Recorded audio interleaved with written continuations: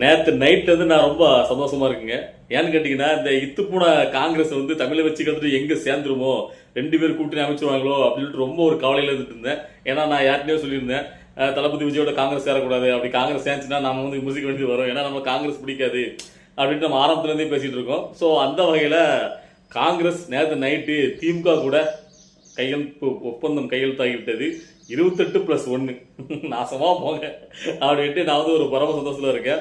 ஏன்னு கேட்டீங்கன்னா, விஜய் அவர்கள் கூட காங்கிரஸ் ஏன் சேரக்கூடாதுன்னா, பேசிக்கா காங்கிரஸ் எனக்கு பிடிக்காது. நான் சொல்லிட்டு இருக்கேன். கேட்டீங்கன்னா, நான் வந்து நேதாஜியை ரொம்ப நேசிக்கக்கூடியவன். நேதாஜியை வந்து பாத்தீங்கன்னா ஒரு தலைவரா நம்ம ஏத்துக்கிட்டவங்க. ஸோ அதனால நேதாஜியை காட்டி கொடுக்குற அளவுக்கு ரொம்ப துரோகம் பண்ண அந்த காங்கிரஸ் கட்சி அதுக்கப்புறம் இந்தியாவில் ஆட்சி அமைச்சு அதோட வரலாறு பெருசா இருக்கு. அதை பேசலாம் ரொம்ப பேசியே போகலாம். ஸோ அதுக்குள்ள நம்ம போக வேண்டாம். அது மட்டும் இல்லாம ஈழத்துல தமிழர் கொல்லப்படுறதுக்கு வேடிக்கை பார்த்து ரொம்ப அது மறைமுகம் உதவுனா அந்த காங்கிரஸ் கட்சி நம்மளுக்கு பிடிக்காது. அது மட்டும் இல்லாம இங்க இப்போ தமிழ்நாட்டில் கூட ஏகப்பட்ட பிரச்சனைகளுக்கு ஆரம்பமா இருந்ததே பார்த்தீங்கன்னா காங்கிரஸ். சோ அப்படிப்பட்ட காங்கிரஸ் எல்லாத்துலயும் பேர் வாங்கினது, ஊழல் லஞ்சம் எல்லாத்துலயும் பேர் போங்கி வாரிசு அரசியல்ல இருந்து ரொம்ப முன்னோடியா இருக்கக்கூடிய அந்த காங்கிரஸ் வந்து பாத்தீங்கன்னா விஜய் கூட சேர்ந்தா எப்படி மாற்றமா இருக்கும், மாற்றங்கிறது ஒண்ணுமே இல்லாம போயிடும் அப்படிங்கிறதுக்காண்டி தான் நம்ம வந்து பாத்தீங்கன்னா தொடர்ந்து காங்கிரஸ் வந்து விஜய் கூட சேரக்கூட நினைச்சிட்டே இருந்தோம். அந்த வகையில சேராம எனக்கு பரமானந்தம்.